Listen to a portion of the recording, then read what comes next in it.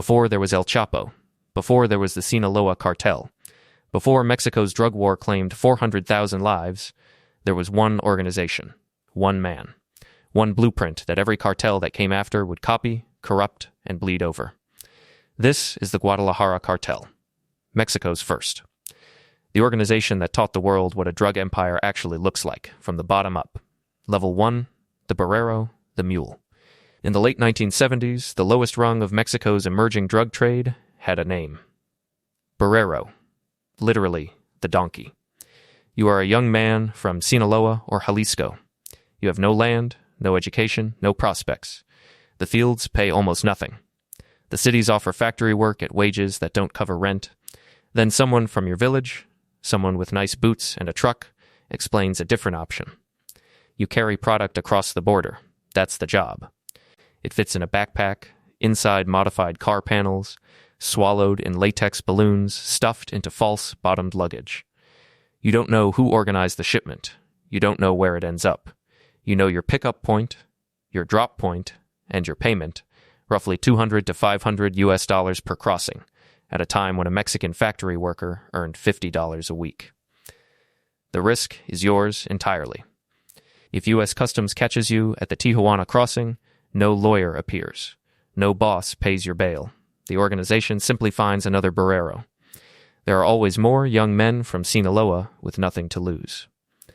The DIA estimated that in the early 1980s, thousands of Burreros operated along the U.S.-Mexico border, most of them unaware they were part of something being built into an empire. They were infrastructure. Replaceable, invisible, and completely expendable. Many were caught. Many served years in American federal prisons. The organization noted their silence or their cooperation and acted accordingly when they returned. Level 2. The Plaza worker. The ground operator. Above the mule sat the men who controlled the physical territory.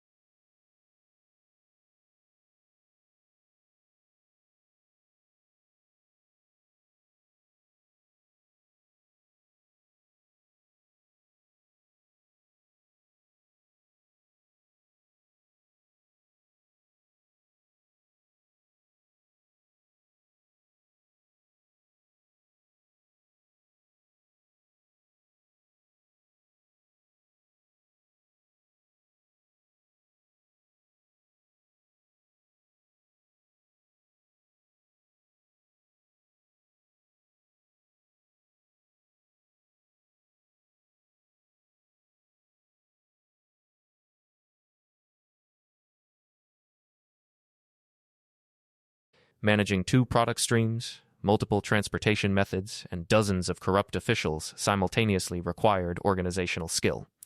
Regional coordinators earned significantly more. Estimates from DIA case files suggest salaries equivalent to $5,000 to $15,000 monthly, plus bonuses tied to successful. Shipment volumes. They lived well. They drove expensive vehicles. They maintained legitimate-seeming businesses, ranches, construction companies, import-export operations as cover. They also began, at this level, to appear in law enforcement files. The DIA's Operation Padrino and subsequent investigations started building organizational charts in this period. Regional coordinators were the first names that appeared on those charts below the founders. Being identified meant being watched. Being watched meant every phone call, every meeting, every trusted associate became a potential liability. Level 4, the enforcer, the fist. Every organization that operates outside the law requires a mechanism for internal discipline and external intimidation. The Guadalajara Cartel's enforcers fulfilled both functions. These were not ordinary criminals pressed into violent service. By the mid-1980s, the Guadalajara Cartel had begun cultivating relationships with corrupt elements of the Mexican Federal Judicial Police, the Federales. Some enforcers were active duty officers who moonlighted for the cartel. Others were former military. They brought training, weapons access, and crucially, the psychological authority of a uniform. Their work fell into two categories. Internal, ensuring discipline within the organization, investigating theft or disloyalty, and dealing with the consequences. External, protecting shipments, intimidating rival operators attempting to move product through Guadalajara-controlled territory, and managing relationships with journalists. Or officials who asked too many questions. The Guadalajara Cartel's enforcer network became violently visible on February 7, 1985. DEA Special Agent Enrique Kiki Camarena had spent years building cases against the organization from inside the U.S. consulate in Guadalajara. He was identified, abducted outside the consulate, held for over 30 hours, tortured extensively, the sessions were recorded on audio tape, and murdered. His body was found a month later in Michoacan. The decision to kill a U.S. federal agent was made at the highest levels of the organization. The enforcers who carried it out were following orders from the founders themselves. The aftermath would dismantle everything they had built. Level 5. The financial architect, the money. By 1984, the Guadalajara Cartel was generating revenues that conservative DIA estimates placed at hundreds of millions of dollars annually. One marijuana plantation discovered that year, the Buffalo Ranch in Chihuahua, covered 1,000 hectares and employed an estimated 10,000 workers. When federal police raided it, they seized approximately 10,000 tons of processed marijuana worth an estimated $8 billion at U.S. street prices. Moving that kind of money required specialists. The financial architects of the Guadalajara Cartel operated in the space between the criminal organization and the legitimate economy. They managed accounts across multiple countries, controlled front businesses, negotiated with complicit bankers, and ensured that the founders' personal wealth was insulated from any single seizure or investigation. This was the level where the cartel's true power became visible, not in violence or territory, but in penetration of legitimate institutions.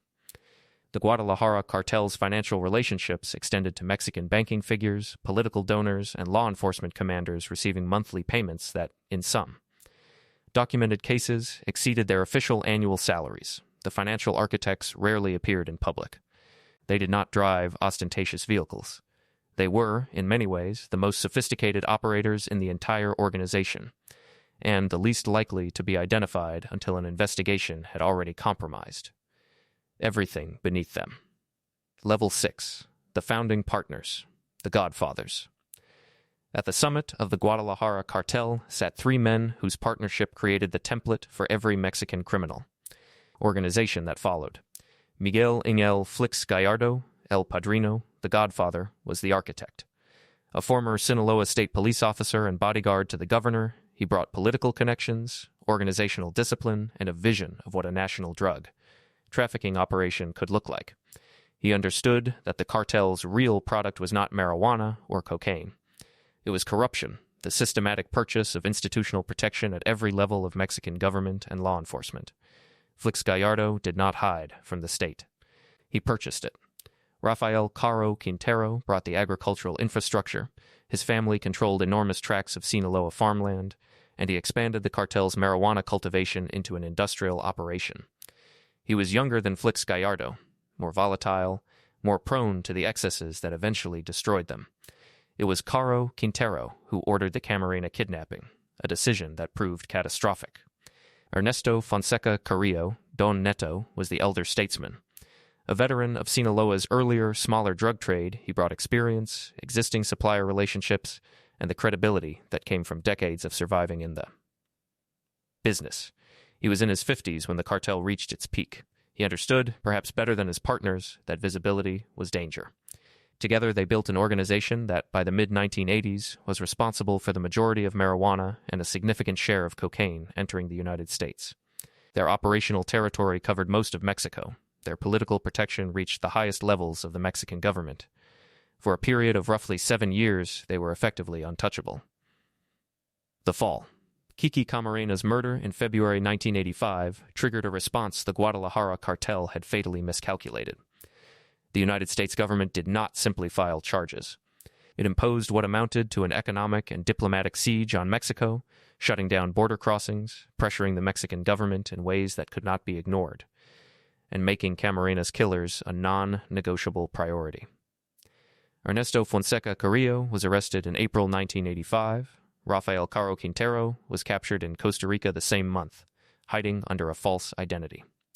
Miguel Ángel Félix Gallardo remained free for 4 more years, still operating, still issuing instructions, before his arrest in 1989. Before his arrest, Félix Gallardo convened a final meeting. He divided the Guadalajara Cartel's territorial holdings among subordinates, assigning specific plazas to specific operators. It was an act of organizational succession. The men who received those territories became the founders of what came next: the Tijuana Cartel under the Arellano Flix family, the Juarez Cartel under Amado Carrillo, Fuentes, and eventually the Sinaloa Cartel under a young operator named Joaquin Guzman Loera. El Chapo was a Guadalajara Cartel graduate. Rafael Caro Quintero served 28 years in a Mexican federal prison before a court ruling controversially released him in 2013. He was rearrested in 2022 in Sinaloa at the request of the United States government, which had indicted him on charges related to Camarena's murder. He remains in custody awaiting extradition proceedings. Ernesto Fonseca Carrillo was sentenced to 40 years. Now in his 90s, he has spent the majority of the last 4 decades in Mexican federal custody, transferred repeatedly between facilities as his health declined. Miguel Ángel Félix Gallardo, El Padrino, was convicted of Camarena's murder and multiple drug trafficking charges. He is serving a 37-year sentence. He has been held in modified custody conditions due to health issues. He is in his late 70s. He will almost certainly die in prison. The empire they built lasted less than a decade at its peak. The organizations it spawned have now operated for 40 years, generated hundreds of billions of dollars, and produced a war that has killed more people than most. Conventional military conflicts. This is the legacy of Mexico's first cartel, not a story of success. A story of what gets built when institutions fail, when poverty creates desperation, and when the money gets large enough that everyone looks away, until they can't anymore.